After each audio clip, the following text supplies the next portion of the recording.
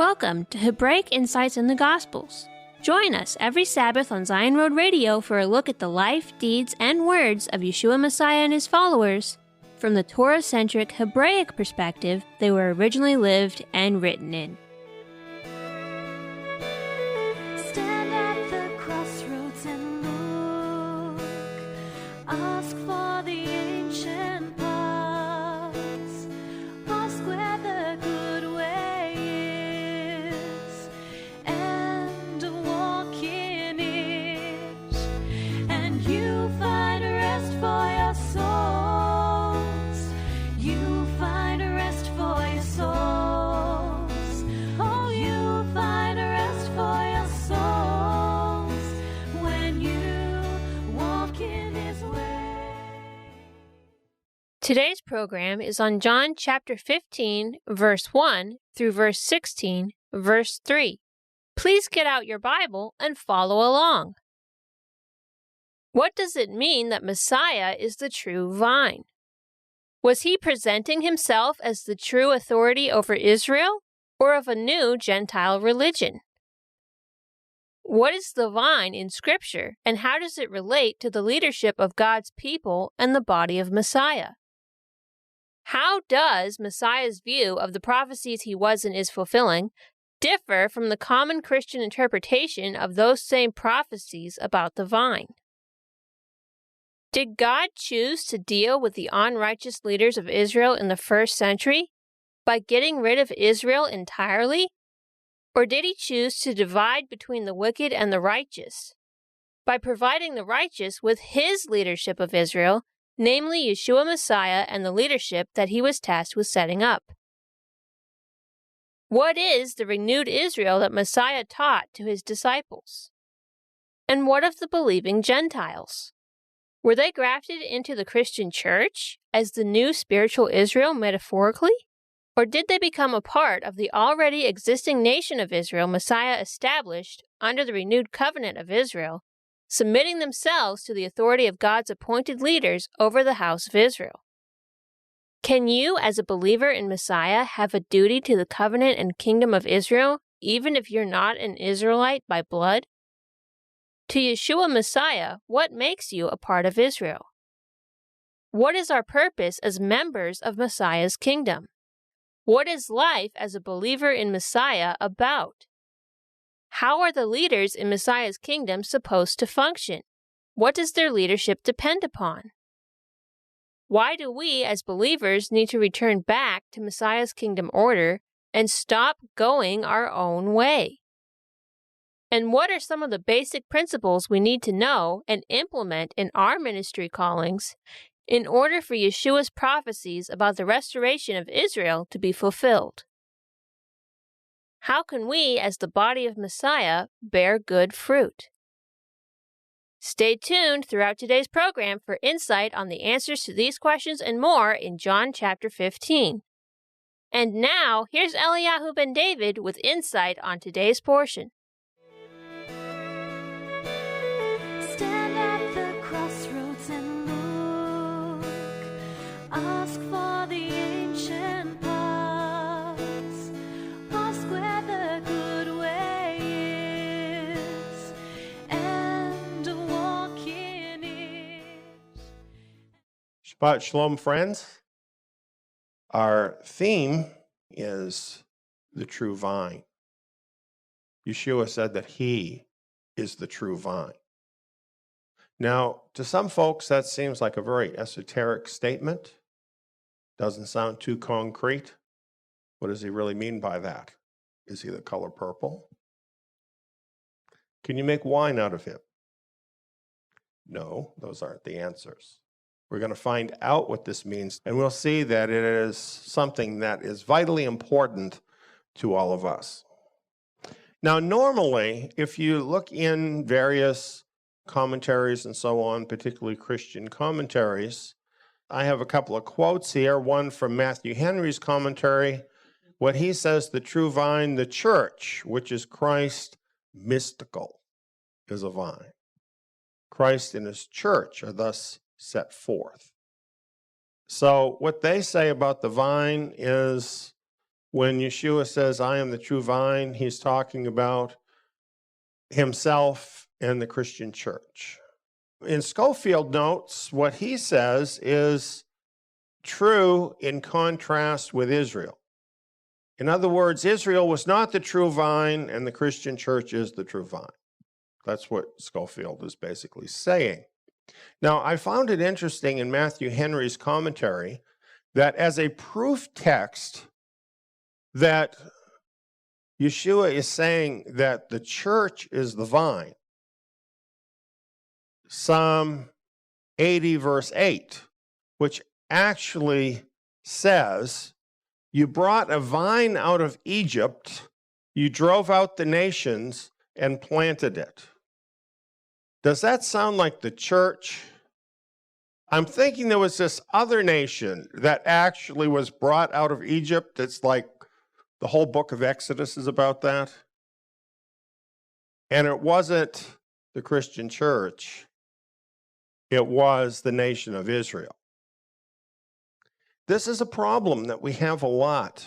You know, many of us, before we started learning these truths, we were involved with the church. As a matter of fact, a lot of our members went to Bible school. A lot of our members were seminarians. A lot of our members even have been pastors and so on. And people have been very steeped in this kind of thinking. And then they start to wake up to it. And that's why they start listening to what we have to share, because it doesn't make sense. How come the commentaries say the vine is the church, and you look up the verse and it's Israel, not the church? Obviously, they're missing something, aren't they?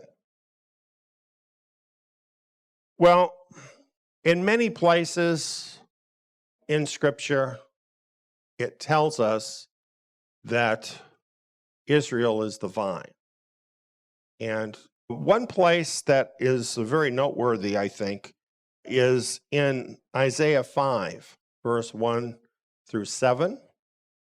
And here Isaiah is revealing Yahweh's word to Israel. He says, my beloved had a vineyard on a very fruitful hill.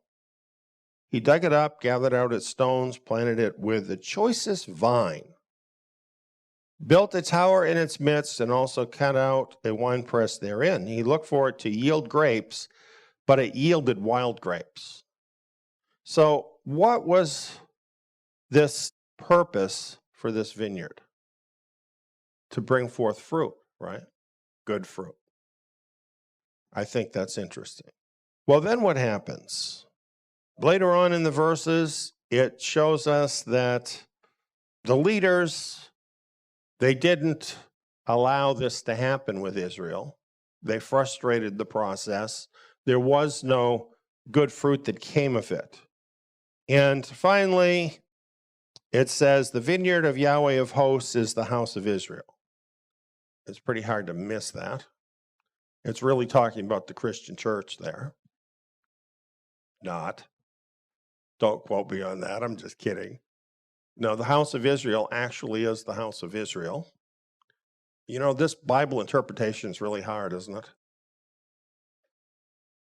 And the men of Judah, that is Israelites, his pleasant plant.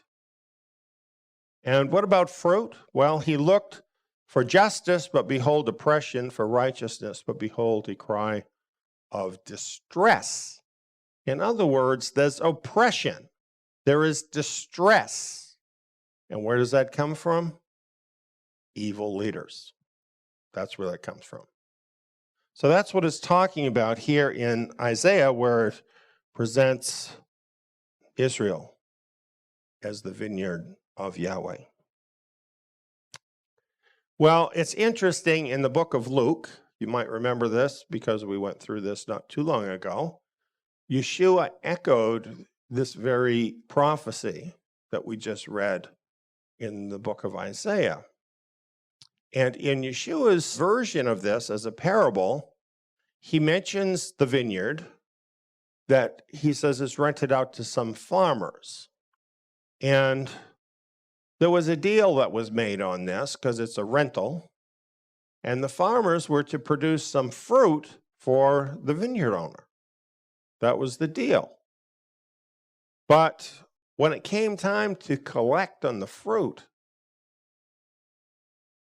the farmers weren't giving anything up. So the vineyard owner sent servants. He sent 3 of them to try and collect, and each of them was stoned and treated terribly. So then he sent his own son to collect, thinking, well, if I send my own son to represent me, surely they'll respect my son and they'll pay up. But instead, they reasoned, this is the heir. Come, let's kill him that the inheritance may be ours. So they wanted to steal the vineyard from the son and, of course, from the father, right, whom he's from. And then Yeshua asked, well, what's going to happen to these farmers? And the answer is obvious, isn't it? The landowner, the owner of the vineyard, he will come and destroy these farmers and will give the vineyard to others. Well, what vineyard was Yeshua talking about? Well, it goes on to say the chief priests and the scribes sought to lay hands on him that very hour, but they feared the people, for they knew he had spoken this parable against them. So when Yeshua is talking about the vineyard here, is he talking about the Christian church? Or is he talking about Israel? And specifically, what I find interesting about this is in what Yeshua is sharing here, he is finding no fault with Israel. He's finding no fault with the vineyard. He's finding fault with these farmers who are supposed to be taking care of the vineyard and who are not producing fruit. So this is the context in which Yeshua has talked about all of this already. So when we get to the book of John and we're reading about the vineyard and grapes and the vine and all of that, this is the context that we really need to have in mind because he's spoken about this already. So as we look at this, it's pretty clear that in Yeshua's mind, all of this prophetic language from the Tanakh, everything he said already in his parables, points to Israel as being the vine and the vineyard that he's talking about. So we have more evidence that that's what he's actually talking about, because we have 12 apostles. Why the number 12? Why not the number 8? Or how about 14? Or 3? Well, 12, we all know 12 is associated with the 12 tribes of Israel, right? And interestingly, on that very night, Luke explains to us that Yeshua had already promised these apostles a kingdom. He says, I confer on you a kingdom. In other words, I give over to you this authority of the kingdom. You will sit on thrones judging the 12 tribes of Israel. So there's 12 apostles because there's 12 tribes for them to rule over. So clearly, Yeshua is in the process that night of establishing these apostles in this place as leaders over the 12 tribes of Israel. Now we have some more, and that is the 70. Now, in the book of Numbers, it tells us how at Yahweh's direction, Moses gathered 70 elders of Israel. And these were set up as officers over the nation. And in Luke chapter 10, verse 1, we have Yeshua appointing 70 to represent him. And they came back saying, hey, we even have authority over the demons. They had real authority from Yeshua. So clearly, during Yeshua's ministry, he was putting in place a government over Israel. And he had said about those unrighteous leaders that what would happen is that the vineyard would be taken from them and given to others. And here are the others. It mentions the apostles, it mentions the 70. We have others as well. Because after Yeshua's death and resurrection, a Davidic leader was appointed to lead the kingdom government under Messiah. And this is what the scriptures say should happen in Israel, that there should always be Davidic leaders to bless Israel. So Yeshua set up James to be that executive officer, we could say, of the kingdom in order to organize the work under Yeshua Messiah. And in Acts chapter 15, we have this council that was called, over which James presided and brought out the conclusion after everyone had an opportunity to talk.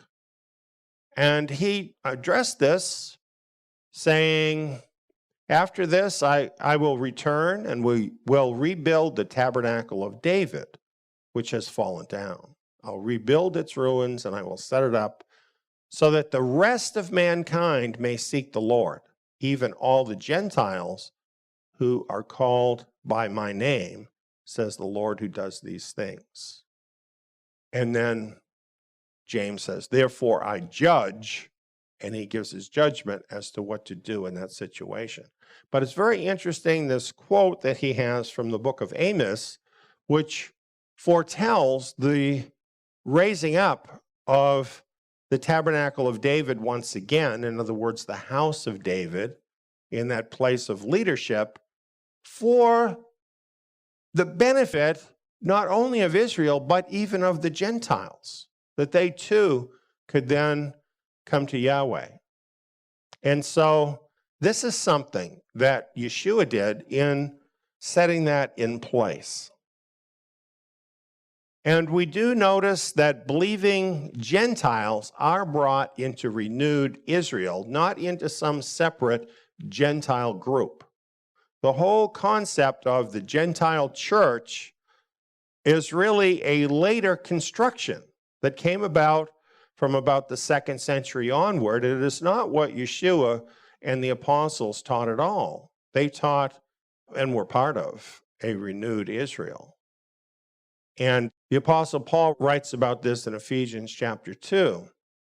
And he's writing to the Gentiles in Ephesians. And he says, therefore remember that once you, the Gentiles in the flesh, who are called uncircumcision, by that which is called circumcision, in the flesh made by hands, that you were at that time separate from Messiah, alienated from the commonwealth of Israel. That was the problem, because salvation can only come through Israel. Israel has the covenant. Israel has the promises. And Messiah is the Messiah of Israel. So the Gentiles were cut off from that source of salvation. And that's what Paul's talking about there. But then he says this, now in Messiah Yeshua, you who once were far off are made near. In the blood of Messiah, you're no longer strangers and foreigners, but you are fellow citizens with the holy ones. Now in this context, the holy ones are Israel. So he's saying now you have been made part of Israel through the blood of Yeshua. So this is the question. What makes you Israel? We have a little quiz for you about this so that you can determine whether you're really part of renewed Israel or not. What makes you part of renewed Israel? This is multiple choice, so listen carefully. Number 1, keeping Jewish customs. You know, like eating that challah bread or dancing the hora, Singing Jewish songs, maybe. Does that make you part of Israel? What about wearing a kippah? You know, those things look kind of cool, don't they? Do those make you part of Israel? How about speaking fluent Hebrew? Certainly to be an Israelite, you have to be able to speak Hebrew. You know, reading there in Ephesians 2, I didn't see anything about any of those things. It didn't say that you have to keep Jewish customs. It didn't say you have to wear a kippah. It doesn't even say you have to speak fluent Hebrew. And realize Paul was talking to Greek-speaking people, not Hebrew-speaking people. But he does say, in the blood of Messiah. It's faith in the blood of Messiah that is the mark of a true Israel, someone who is grafted into the true vine. So do not let people intimidate you that you're not part of Israel because you don't dance the hora or wear a kippah. All of that stuff is fine, and if people like to do it, that's all okay. But it doesn't mean a single thing about being part of Israel, because the thing that makes you part of Israel is being part of Israel's Messiah. That's what does it. And that's why we should all be very interested in the nation of Israel, because we're all part of it. Now, I say the nation, not the country. The country of Israel is mixed, frankly. They have gay pride parades in Jerusalem sometimes. They have lots of stuff that the rest of the world has. Is that of God?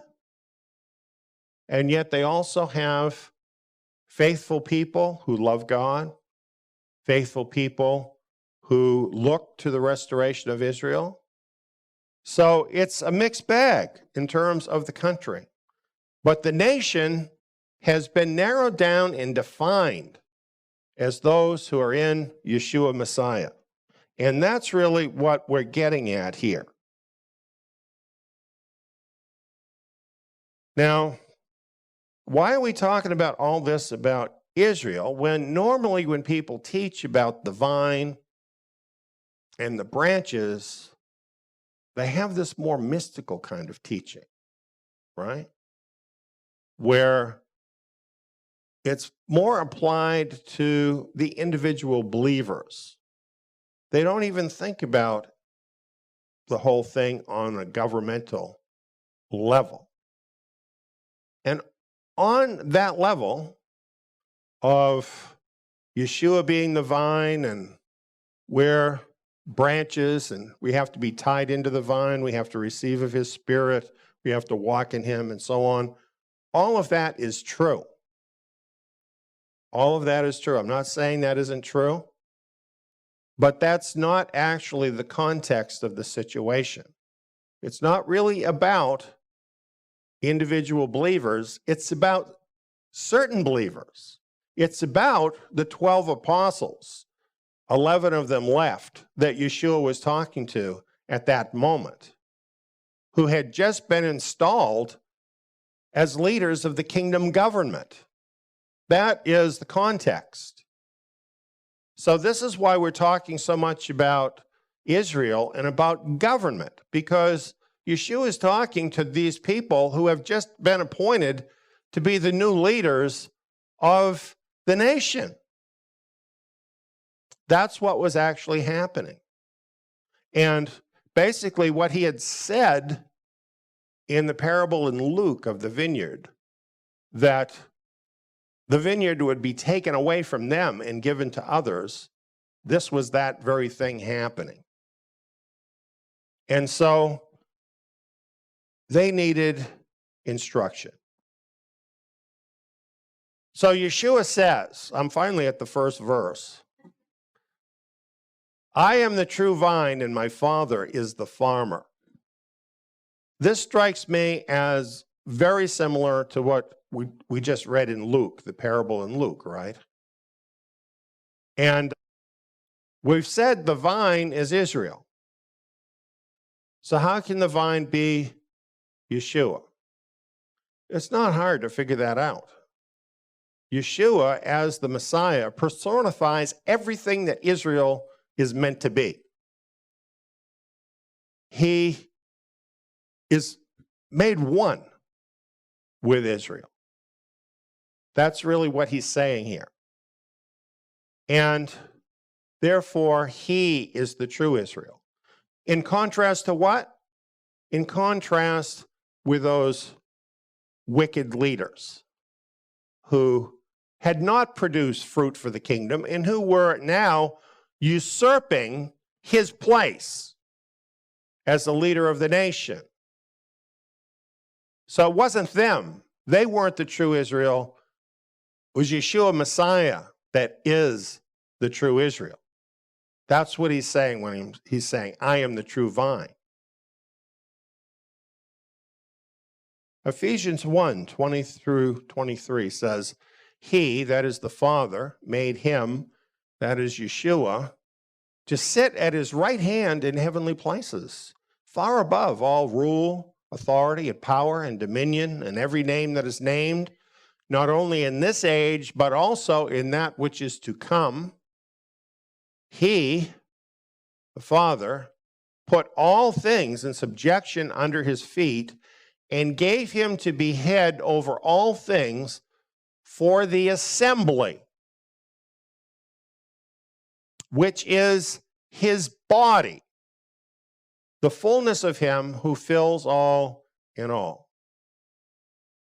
Now, there is a mystical element to this, isn't there? Because Yeshua is in heavenly places, and he's the head. He has all authority, and he is the head. He's the head of what? He's the head over all things for the assembly.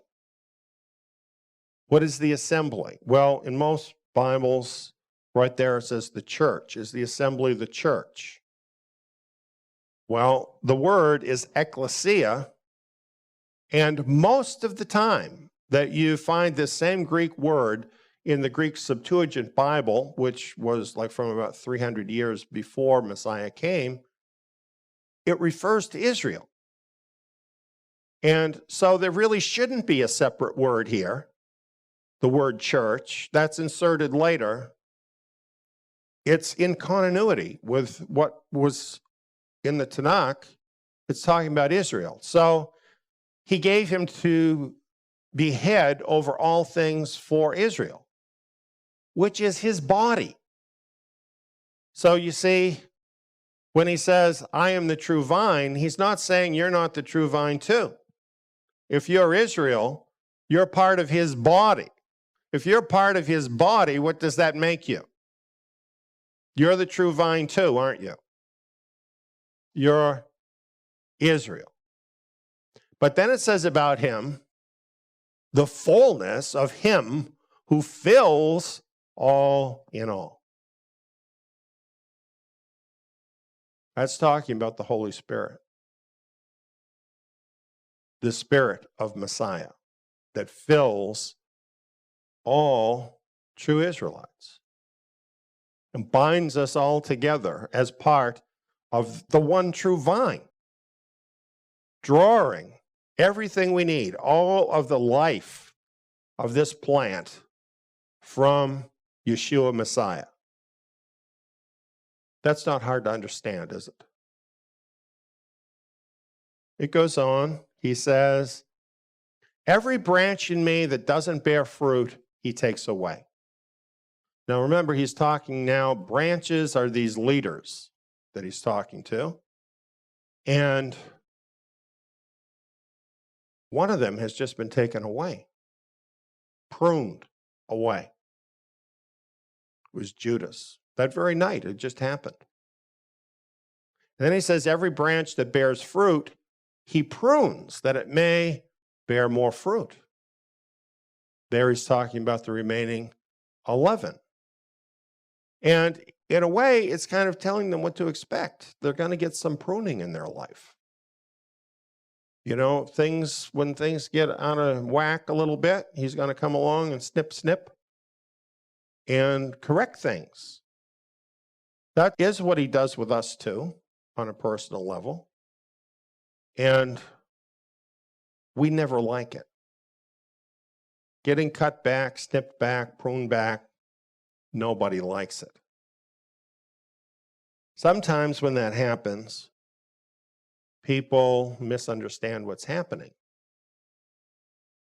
Sometimes they think it means that he doesn't approve them anymore for some reason. But that's not it. It's that the Father loves them and he's pruning away things that aren't good for them, things that are going to prevent them from doing his will, and more importantly, from carrying out the purpose of Israel, which is to bear fruit for the kingdom. And this includes the things we read about from the prophets, things like justice and righteousness in our lives, but also people as part of the kingdom. So this is what he was telling these 11. They needed to understand that this process of pruning was going to be an ongoing thing in their life, but it wasn't to take them away. It was to cause them to be able to bear more fruit. And then he makes it very clear that he's talking to these 11 because you are already pruned clean because of the word which I have spoken to you. So who is he talking to? He's talking to those apostles. So the whole idea here is the apostles are the leaders of the 12 tribes. And he's saying your connection with me is what is going to make you effective. That's what he's saying. And if you stay connected with me in your role, then much fruit will be produced for the kingdom. And this is what we all want if we belong to the Father. Don't we want to bring forth scads and scads and scads of fruit for our Father in heaven? That's what Yeshua was thinking about. That's why he was doing what he was doing. That's what they were being told to think about too. That's what we should think about. Life as a believer is not about saying a little prayer and then going on and doing whatever you want.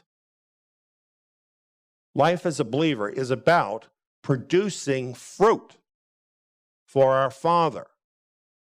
That's what it's about. He says, remain in me and I in you. As the branch can't bear fruit by itself unless it remains in the vine, so neither can you unless you remain in me. Now, obviously, this is very true on a personal level, isn't it? That on the personal level, we need to remain in Yeshua, or else we fail. It's that simple. But if we look at this on the governmental level of Israel, and we think he's talking now to his apostles, what is he really saying? Well, he had chosen them, and he's saying essentially, now that I've chosen you, now that I've set you into place, for you to function, you're going to have to function with this relationship that we've established between us. And in other words, you're going to have to obey me. That's what he's saying. And you're going to have to move in the way that I've taught you. And if they were to abandon him and they decided, well, I have a better idea than what he said, and they started doing that, then there would be no fruit. That's what he's saying. Why was he saying that to them? Well, I'm thinking it might have something to do with the history of Israel. You know, long before this, about 1,000 years earlier, the people had wanted a king. And they wanted a king like the other nations around them. They didn't want Yahweh's king. They wanted their king. So Yahweh basically said, well, okay, I'll give them what they want. And he gave them this guy who was a head taller than everybody else, charismatic. Just if he was around today, he'd be the perfect politician, all right? Looked really good. And his name was Saul. And he should have worked out as a great king by everything external, but what actually happened with him? Well, basically, he said, you know what? I'm smarter than Yahweh. I want to be king my way. And he tried doing that. And he brought the nation right to the edge of destruction. And unfortunately, this is what happened with most of the leaders of Israel. They would get too full of themselves, decide they're going to do it their own way, and bring the nation near destruction. So, and by the way, isn't that the situation they were in right then? These leaders that were being replaced, isn't this what they had done? So he's warning these apostles, don't let this happen to you. Remain in me. If you do that, then I can remain in you, and we can produce a lot of this great fruit together. And you can't produce anything if you don't remain in me. As much as anything, this is a history lesson, because this is the history of Israel and Israel's leaders. He says, I'm the vine, you're the branches. He who remains in me and I in him, the same bears much fruit, for apart from me, you can do nothing. Well, I don't know. Some of these religions, they seem to do a lot. It looks like a lot. Saul looked like a lot, right? However, for something to be of real value in the kingdom, it has to endure. And anything that this world produces, apart from Messiah, it's not going to endure. It's not going to go on into eternity. So it really is nothing, even if it looks like something. There can be like major rallies and huge numbers of people and all of this and still be nothing, because it's not really the fruit that Yahweh's looking for. Remember in Isaiah, it talked about, well, I wanted this cultivated fruit, but all I got was this wild fruit. There's plenty of wild fruit out there. That's not what Yeshua is looking for.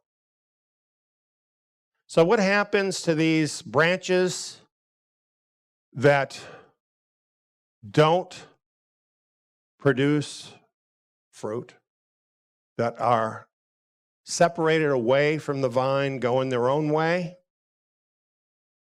They're thrown out as a branch. They're withered. They're burned up.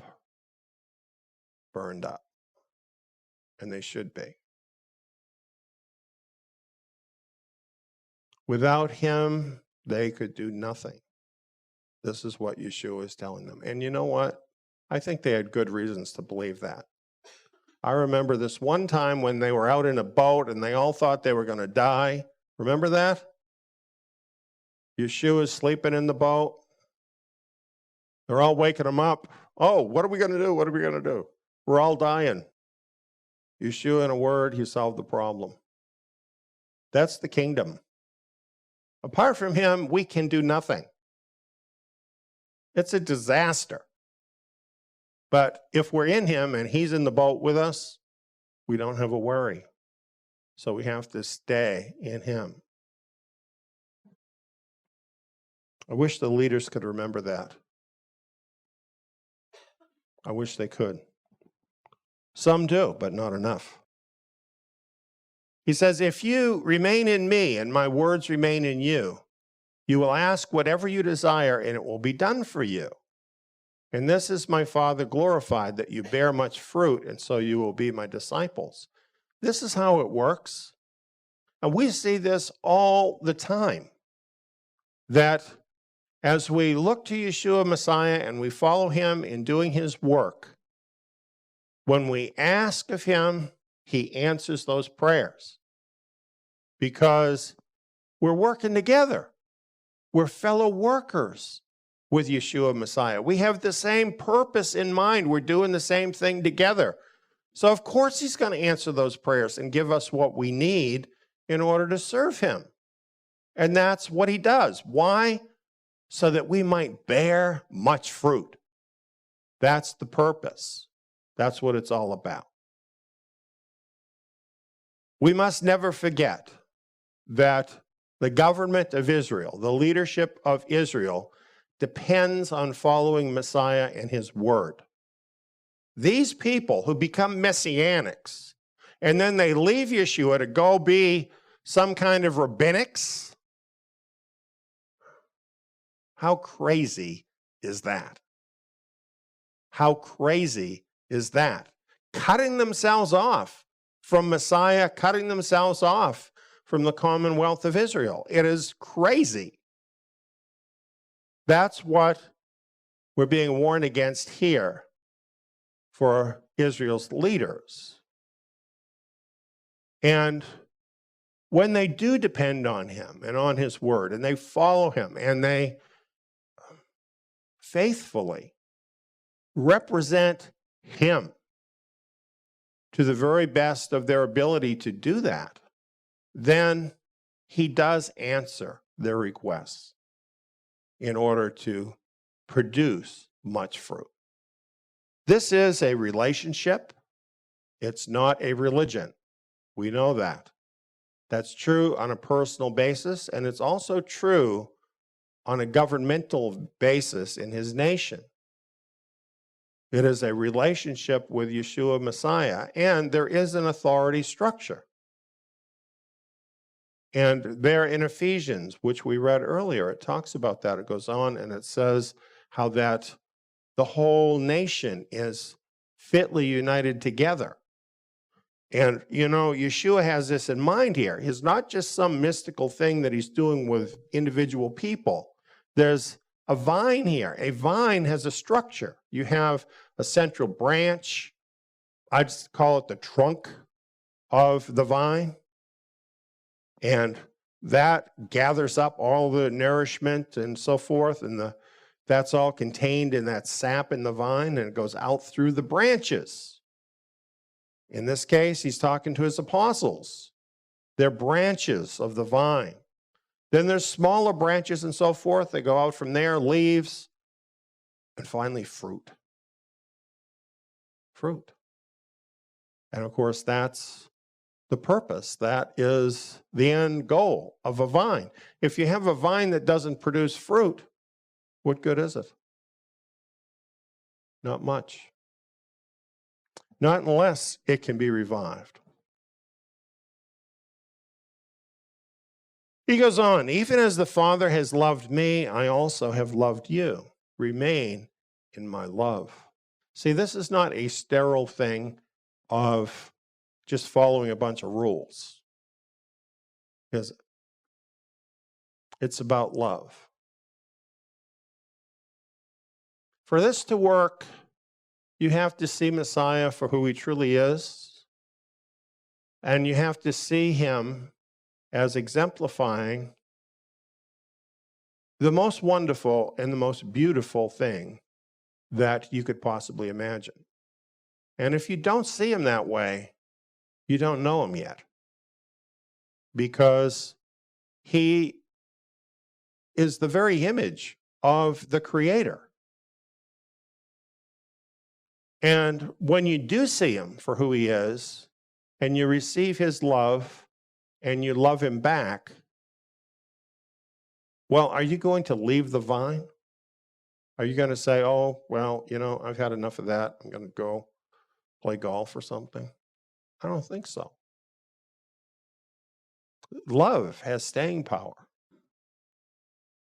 But love is not just, this kind of ethereal thing.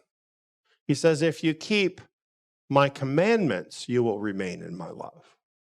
even as I have kept my Father's commandments and remain in his love. Does this mean that love is conditional? Yes, it does. It does mean that love is conditional. Absolutely. Why shouldn't it be? Why shouldn't it be? You know, they always talk about unconditional love. That's nonsense. If love was unconditional, then Satan would be your brother. And he isn't. Love is conditional. He says right here what the condition is: to remain in his love, keep my commandments. And he lifts himself up as an example. I have kept my Father's commandments and remain in his love. Very clear. Now, that doesn't mean if you slip up over something that now all of a sudden you're out of his love.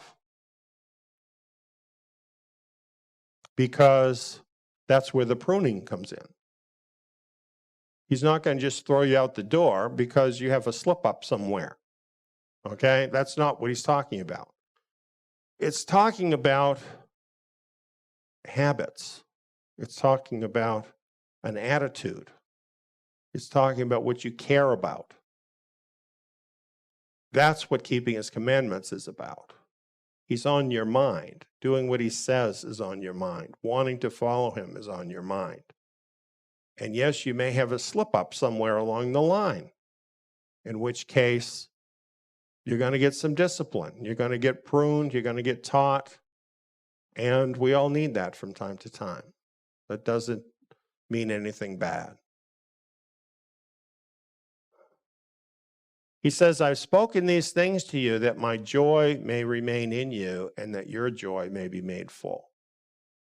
Basically, he's saying to them, look, these are the instructions that you need to follow as you lead my people, as you lead Israel. And if you'll just do this, we're all going to be happy. I'll be happy with you. You're going to be happy. Everything's going to be good. It's really simple. You know, for Israel to thrive and produce fruit, Israel needs to have leaders who are truly following Yeshua Messiah and keeping his commandments and doing his instruction in vital relationship with him by the Holy Spirit. So we're talking about anointed leaders who are dedicated to him. And you know what? That's all just so wrong in most organizations that claim to belong to him, because they're a lot more interested in most cases with people's education. They're having gone to a certain seminary or Bible school or whatever, being recommended by certain prominent individuals, things like this. Career people, doing it as a career for money. That's all wrong. Leadership involves the anointing. It involves that personal connection with Yeshua. He goes on about this. He says, this is my commandment, that you love one another even as I have loved you. Greater love has no one than this, that someone lay down his life for his friends. You are my friends if you do whatever I command you. That's how we prove we're his friends. That's how they were to prove that they were his friends. By what they did, by following his commandments. And his commandment, his primary commandment that he was giving them, is a big one. Because it's not just love your neighbor as yourself. It's love one another, love your brother, love your Israelite brothers, as I have loved you. Even to the point of laying down your life. Now, laying down your life may involve actually dying for somebody. But more often than not, it involves living for people. right? Living to serve our nation, living to serve our Messiah every day, making that really the focus of our life. That's what loving one another is really about. And this is in contrast to the scribes and Pharisees, who were being cut off as the leaders of Israel, who really just loved themselves and did not love the sheep. That's why Yeshua was there. Yahweh had had enough of those people. It was time for Israel to have its real leader, the self-sacrificing Messiah that Israel needed. He made up the difference for the nation. He says, "No longer do I call you servants." Now realize he's talking to his apostles. For the servant doesn't know what his master does. But I have called you friends, for everything that I heard from the Father, I've made known to you. They were graduating to a new relationship now. As disciples or learners, students, they were his servants. They were novices. They were just learning. But now, finally, at the end of Yeshua's ministry, the instruction he had for them was complete. So now, in a sense, they were graduating to a new level with him, to function with him in the leadership of the nation as friends. This meant instead of watching and learning, which of course we all should still do, but they were able now to actually enter into his counsel, understanding who he was, what his purposes were, what he's doing in the moment with his people, what he's doing with Israel right now. Friends know those things about each other, right? They would know him as this kind of a friend. And on occasion, even have input into the plan. And from this relationship, this friend relationship with Yeshua, is this not a wonderful government we're talking about? Wow. The friends of Yeshua, right? Knowing his mind, counseling together, speaking together, entering together into the good of the nation, in the interests of the kingdom. This is a wonderful thing. And they had that, brothers, in the first century. We're going to go into the book of Acts, and we're going to see it. We're going to see these apostles graduating into this whole new level. Friends with one another, friends with Israel, and friends, most importantly, with Yeshua, leading the nation forward in such an amazing way, producing so much fruit. That happened 2,000 years ago, but it can happen now. It can happen today. It can. If we do what Yeshua said here, it can happen. We need leaders like this. Don't be afraid. Step up. You can learn. These guys, sometimes they were more like the Three Stooges than apostles when they were learning. Sometimes we are. But if we'll walk with him, if we'll abide in him, we can become leaders in his kingdom. And we can be part of his counsel in order to bless his nation. Here in these last days, we really need to think about that. Take these words to heart. Be a part of it.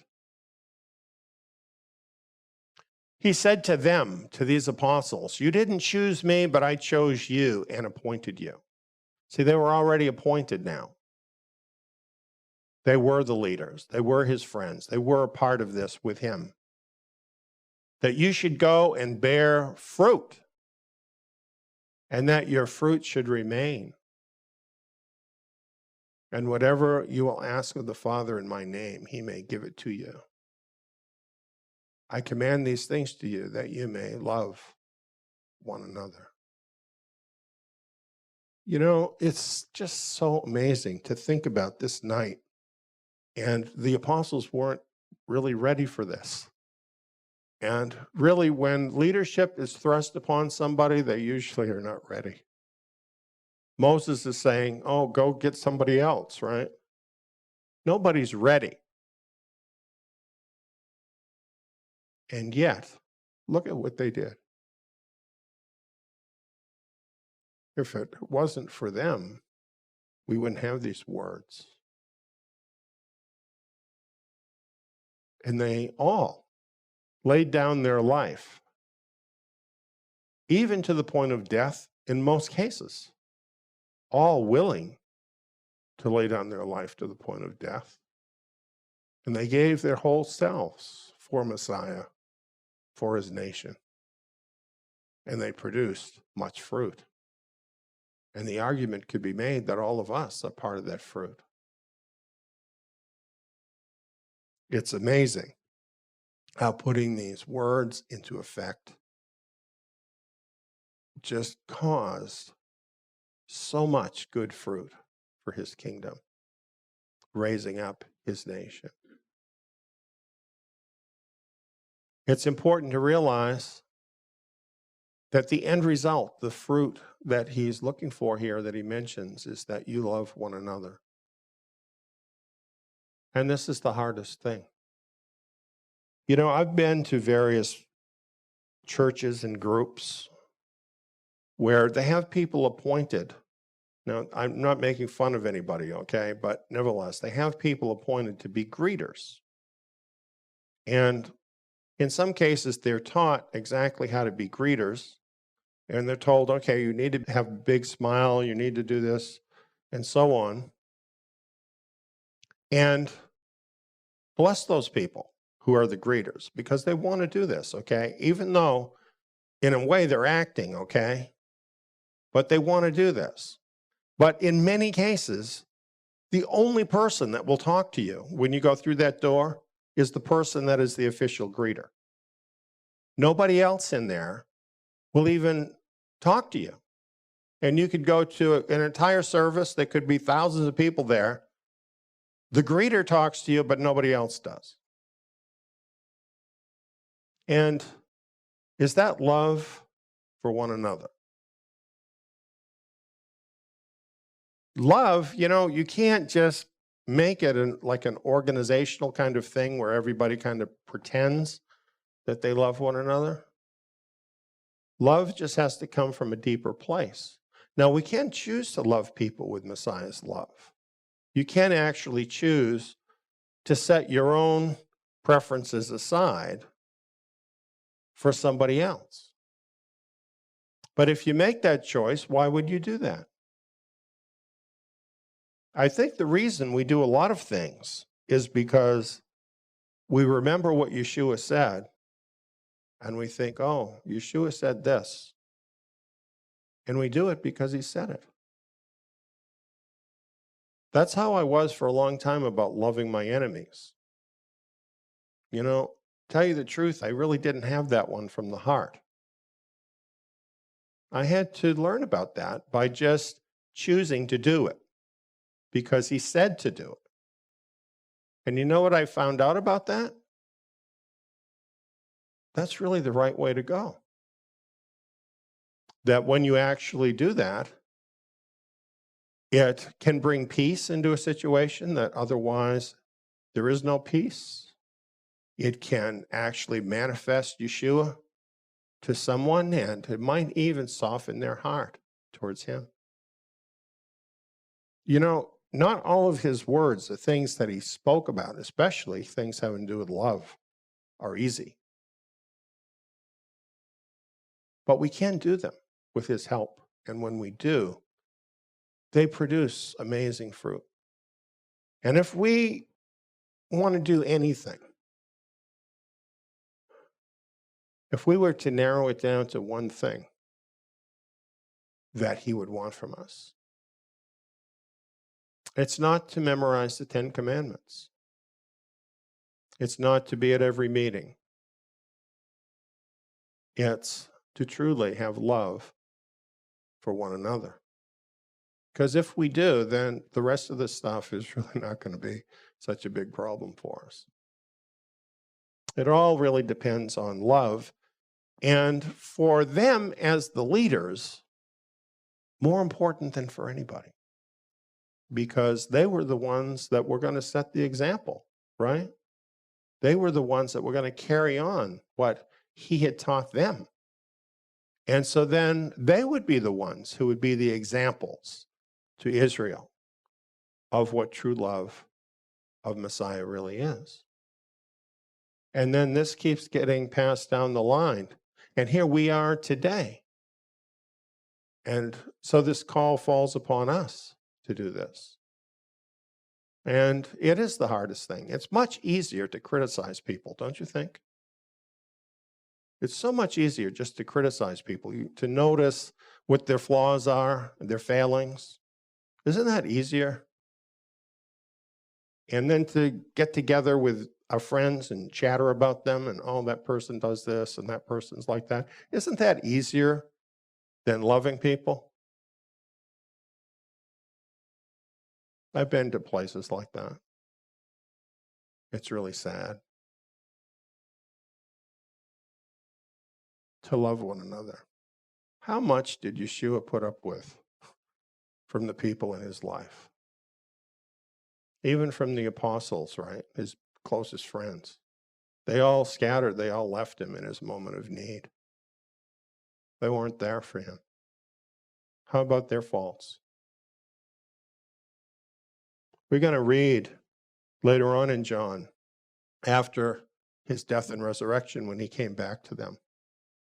We don't hear him talking to them saying, oh, you all abandoned me, you all treated me so bad. He really did love them for who they were, and he saw the best in them. This is the most important thing, not just for any disciple, but especially for any leader in Israel. It's more important than anything to find this love of Yeshua Messiah that he has for you, and then to do your very best to share that with your Israelite brethren. So very important. Well, after mentioning his love for them and why they needed to love one another, this is what he says. The world hates you. If the world hates you, you know that it has hated me before it hated you. If you were of the world would love its own. It does too, doesn't it?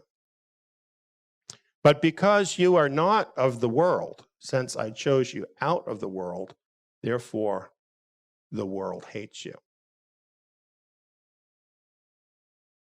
Have you found that to be true? If you haven't, you should check your walk. Because if you're walking in Yeshua Messiah, the world does hate you.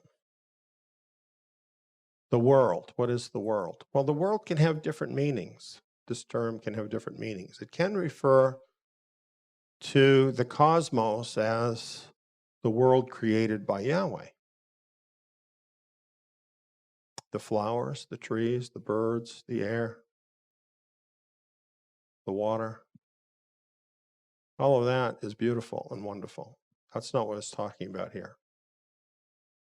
There's the world system of mankind over which Satan rules. That's the world he's talking about. That's the world. And that's the world that hates you. And you definitely are not of that world system.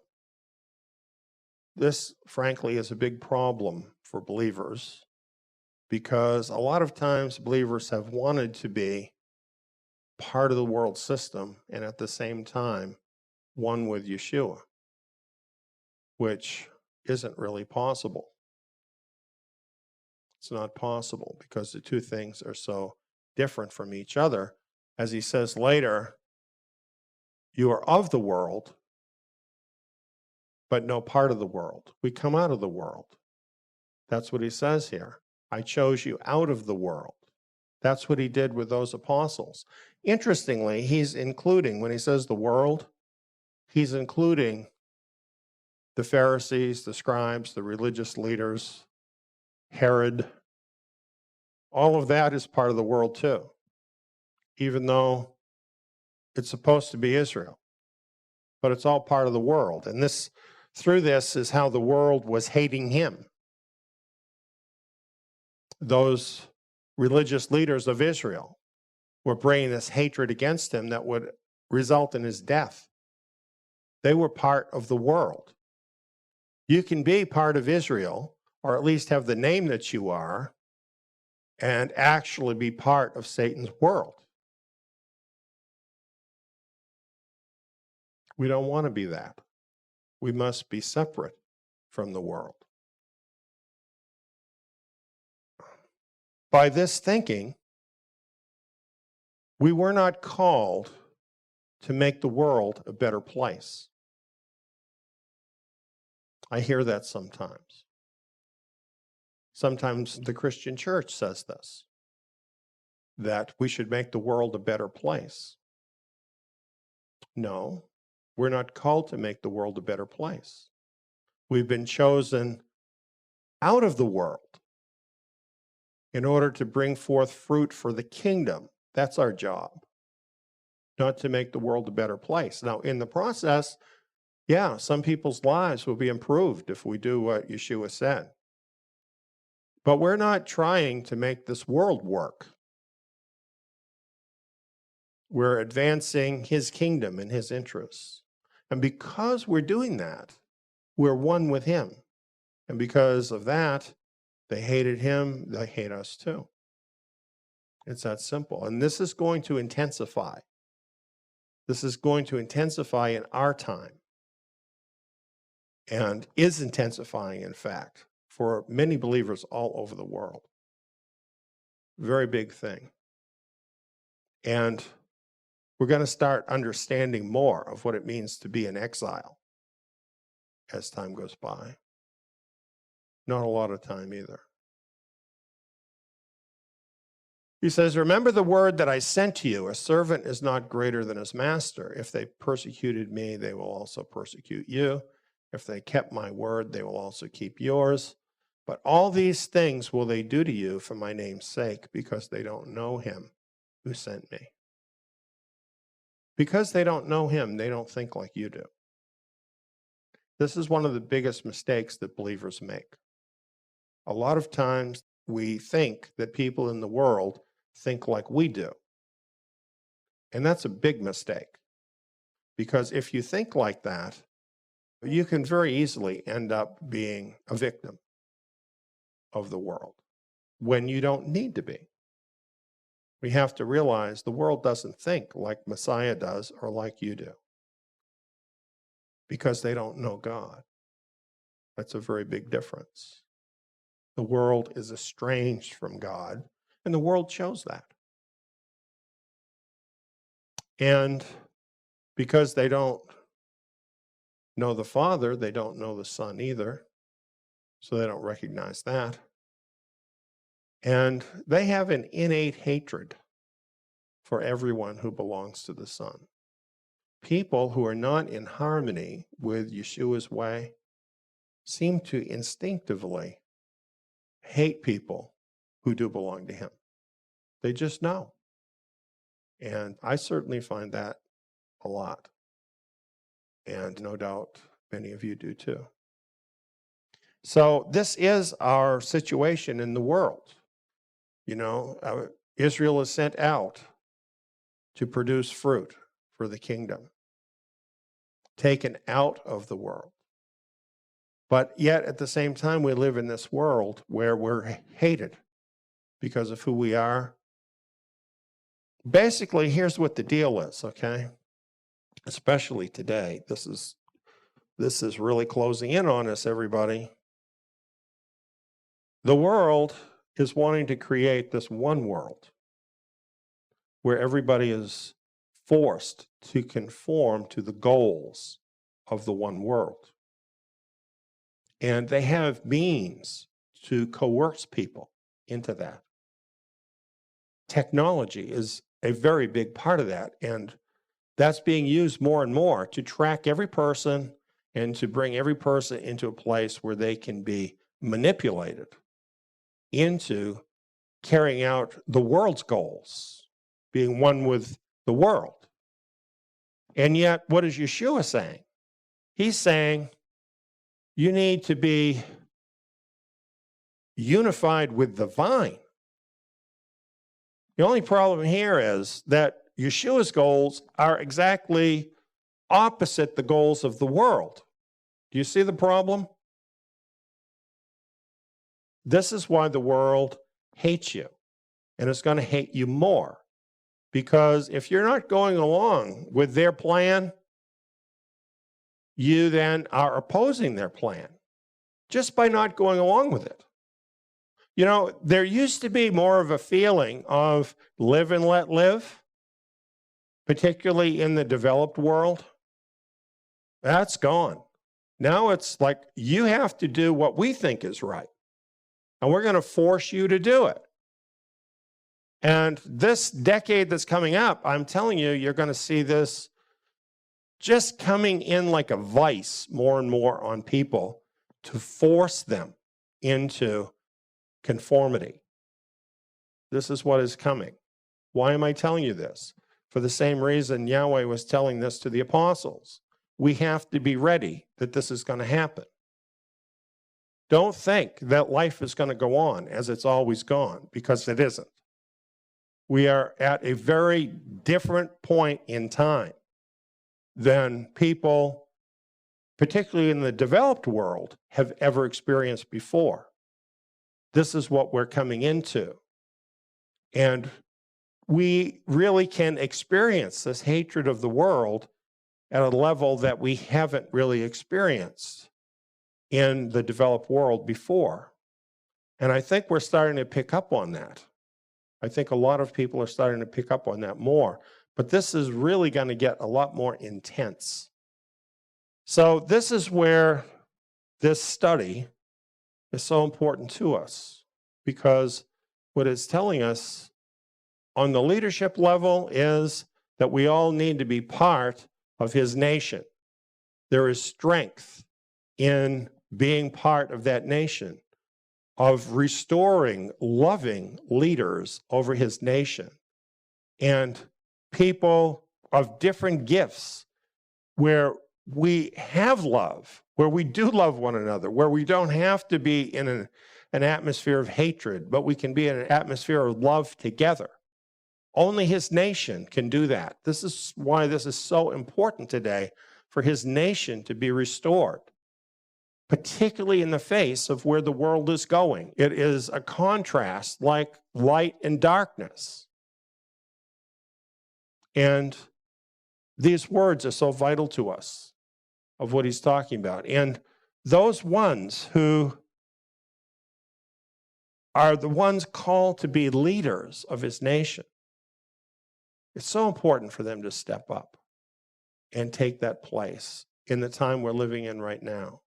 It's so important for them to do that. And if they have the love of the nation, of their brothers, that should be enough. And realizing the hatred of the world, all the more reason why we need to do it. Guilt. The world is guilty. He said, if I had not come and spoken to them, they would not have had sin, but now they have no excuse for their sin. He who hates me hates my Father also. If I hadn't done among them the works which no one else did, they wouldn't have had sin, but now have they seen and also hated both me and my Father. He's clearly talking about the leaders of Israel there, right? The wicked leaders of Israel. And he's saying that if he hadn't come and confronted them with their sin and taught the truth and displayed the works of God in front of them, well, then they might be able to claim ignorance. Now they can't, because he had come, he had testified, and he had demonstrated the works of the Father. You know what? The word of Yeshua has been in the world for 2,000 years. There is no excuse. Any person, anywhere in the world who's online, which is most people in the world, if they want to, they can open up the book of John on their computer and read his words, right? It's in there, as is everything else. Their cell phone, it's in there. There is no excuse. And this is why the hatred. This happened so that the word may be fulfilled, which was written in their Torah. They hated me without a cause. So those false religious leaders, they're still considered here part of the world. And they were essentially condemned by Yeshua. And they hated him without a cause. He didn't do anything to deserve it. But that's what happened. That's happening to a lot of believers around the world today, that they're being hated without a cause, some of them being killed and murdered. This is growing rapidly. I read one thing about it that actually said there is more persecution of believers today than there even was in the first centuries, way back by the Romans. He says, when the counselor has come, whom I will send to you from the Father, the Spirit of truth, who proceeds from the Father, he will testify about me. You will also testify because you've been with me from the beginning. This was very important, a very important role of those apostles, that they were to be witnesses. They were to testify of what they had heard and what they'd seen of Messiah. And the Spirit of the truth would be a witness doing the same. So you have two witnesses testifying of Yeshua after he's gone, after his death and resurrection and ascension to heaven, so that there's this continuity moving forward so that much fruit can be produced. And this is what happened with those apostles. This is what they did. And of course, they fulfilled their course, and then others came along to carry that forward. And this is still continuing today, that Yahweh is raising up anointed leaders to carry forward this witness of Yeshua Messiah, to bear testimony about the function of the true vine, Messiah, and Israel, and how it all works together. You know, it's so different because the way this is normally taught, it's just sort of the ethereal, personal part. But when you really look at what he's doing and talking to the apostles, he's talking about the function of Israel, how Israel is supposed to work. And they had that in the first century. They had these leaders in place. They had Israel organized, even though it was scattered and there were people all over. For instance, James in his first letter, he says he's writing to the 12 tribes scattered about. They were organized even though they were not all in one location. They were organized as his nation. Today, we're working hard to rebuild that. But we have a very confused situation out there. So it's not easy for this to happen. But the scriptures tell us that this will happen. And we're working hard towards that goal because the world needs this now more than ever. Needs it now more than ever. And time, friends, is running short. He says, "These things have I spoken to you so that you wouldn't be caused to stumble. They will put you out of the synagogues. Yes, the time comes that whoever kills you will think that he offers service to Elohim. They will do these things because they've not known the Father, nor me." Well, I've been thrown out of places. More than one. This is still happening. I have no doubt that many of you who are out there listening to this tonight have had the same experience. This wasn't just the first century. It was the first century. This did happen, but it wasn't just the first century. It's still happening. And why does it happen? Because if you do what Messiah said, you're a bad guy. Because you're messing up their system. They don't want to hear it. They're just like the leaders of Israel in the first century. They don't want to hear it. So they want to punish you. Even kill you if they can. I've been threatened. I've been threatened. They do these things because they've not known the Father, nor the Son. We just have to accept this. And isn't it better to hear the truth than to hear some fairy tale? That, oh, you know what? Once you're saved, if you believed, if you pray for $1 million, it's going to be in your bank account. You're going to have a brand new car, a big house. Everybody's going to love you. Could you get more people if you preach that? Oh, you could get a lot more people if you preach that. Unfortunately, are you getting fruit for the kingdom? I don't think so. You're getting people who are looking for a gravy train. Not people who love Yeshua. Not people who want to keep his commandments. People who show up because they want something. That's not what we're called about.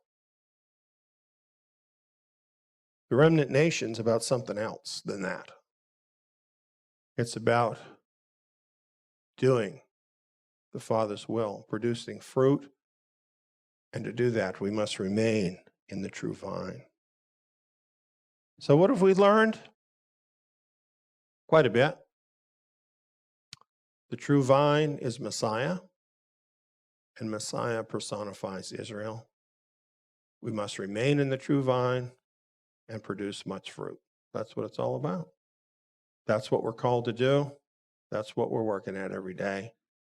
And we thank you that you're helping us to do these things too, and fellow workers with us in his kingdom.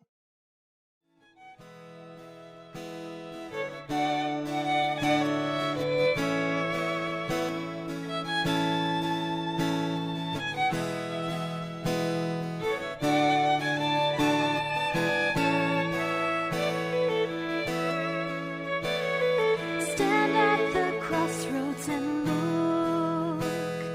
Ask for the ancient paths. Ask where the good way is, and walk in it. And you'll find rest for your souls. You have been listening to Hebraic Insights in the Gospels. That's the end of today's program. Some of the scripture verses referenced in today's program include John chapter 15, verse 1 through verse 16, verse 3, Psalm 80, verse 8, Isaiah chapter 5, verse 1 through verse 7, Luke chapter 20, verse 9 through verse 19, Luke chapter 22, verse 29 through verse 30, Numbers 11, verse 16, Luke chapter 10, verse 1, Luke chapter 10, verse 17, Acts chapter 15, verse 13 through verse 19, Amos chapter 9, verse 11, Ephesians 2, verse 11 through verse 22, John chapter 15, verse 1, and Ephesians chapter 1, verse 20 through verse 23. Further teachings and study materials on Yeshua, the Messiah and King of Israel, the leadership of renewed Israel established in the 1st century, the Davidic covenant, and the Davidic dynasty of leaders over the assembly of believers from the 1st century that continued onward for generations. More on what the leadership of the assembly of believers should be, the times of the Gentiles in Bible prophecy, the restoration of the remnant of Israel in Bible prophecy, the last days in prophecy, what Paul actually wrote about the Torah, and how to keep the commandments in love, grace, and through the power of the Holy Spirit instead of in self-righteousness and the traditions of men, enduring persecution, and how you can get more involved with Messiah's remnant nation and produce good fruit for his kingdom, along with many other teachings and topics, can all be found at our membership site, Tsiyon Tabernacle. Sign up is free. Just go to Tsiyon.net. That's TSIYON.net.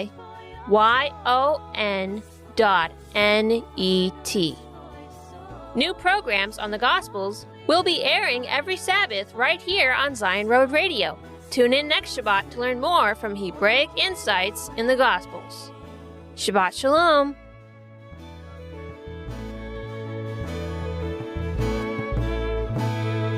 Stand at the crossroads and look. Ask for the ancient paths. You preserve both man and beast. How priceless is your unfailing love, both high and low among men. Find refuge in the shadow of your wings. The Christian church system has claimed that Israel is cast off and done away with. However, Jeremiah chapter 31, verse 35 through verse 37 says, "Thus says Yahweh, who gives the sun for a light by day, and the ordinances of the moon and of the stars for a light by night, who stirs up the sea so that its waves roar.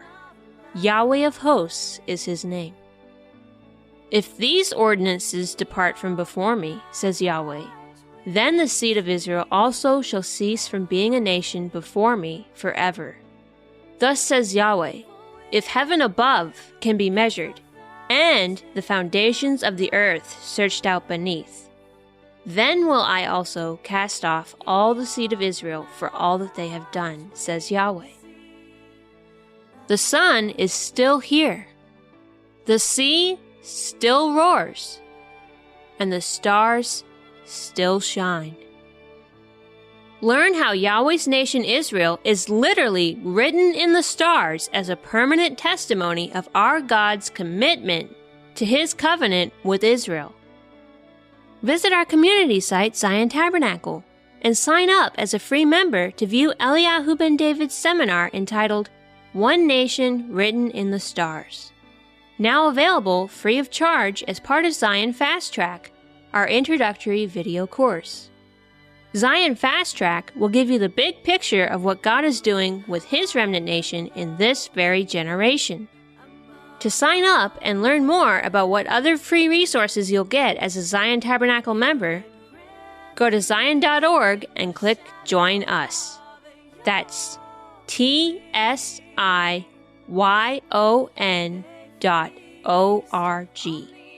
Then click Join Us.